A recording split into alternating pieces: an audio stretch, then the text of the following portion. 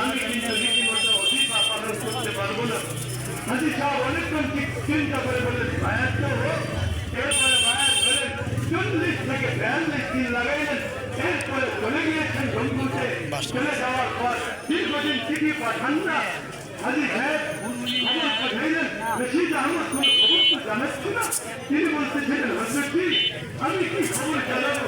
আলহামদুলিল্লাহ আমার এলেম আমলে পরিণত হয়ে গেছে। আমারই মালুমাত মামুলাত से बदल गए। फैसल भाई ভাইরাল হয়ে গেলেন। ফয়সাল ভাই ভাইরাল হয়ে গেলেন। আমার আমলে পরিণত হয়ে গেছে।